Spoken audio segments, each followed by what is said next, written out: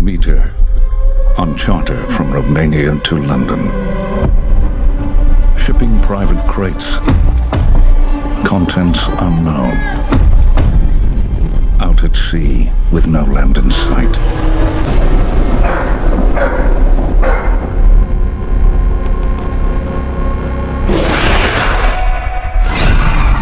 Something ripped apart the animals.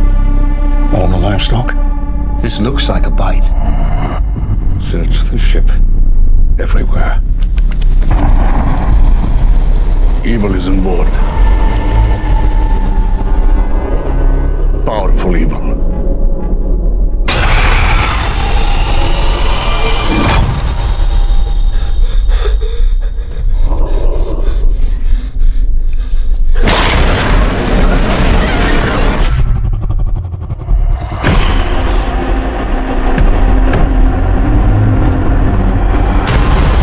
We call him Dracula.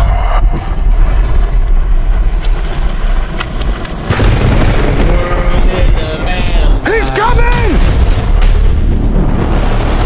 Did you see the size of that bloody thing? I want to kill the cursed thing. He is on this ship, which means that we will never leave it. May God have mercy on us all. Hello, my name is Michael Morley, and I'm here to review Dracula, Voyage of the Demeter, or as they say, the American version title, The Last Voyage of the Demeter, directed by the guy who directed Scary Stories to be Told in the Dark, which I actually quite liked. This stars Corey Hawkins, Ian Cunningham, David Dos blah blah blah blah, and an Australian actress. I gotta say, this movie has a lot going for it. It's based on the Bram Stoker Dracula story, based on the voyage of, there's a carriage on the ship that is carrying something and they're not too sure what it is, and it turns out to be none other than Dracula.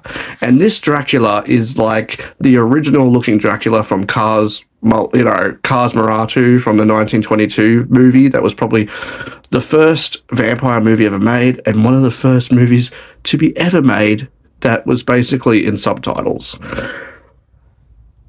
I have to say the performance of this movie, Corey Hawkins, actor David Dos Malchin, Ian Cunningham, and the Australian actress, I feel like they all play very good parts in this movie. They are the driving force of this film.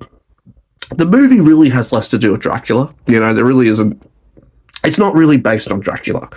Dracula's just sort of the side mark of the film. You know, I love the depth of Corey Hawkins' character and how the story was of how hard it was for him to be a black doctor and how hard it was for him to get his degree.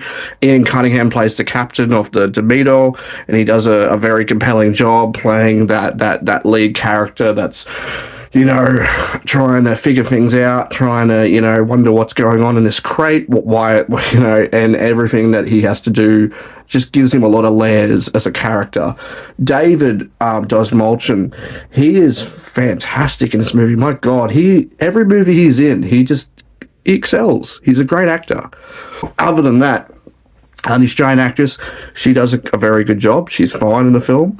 She's very good. You know, this is not. I didn't expect this movie to be so tragic. This is such a tragic, sad movie. I mean, this is not a movie. I thought this was going to be a fun horror jump scare sort of movie. Oh my God, no! It's actually really sad. This is a really depressing movie. So be prepared for that.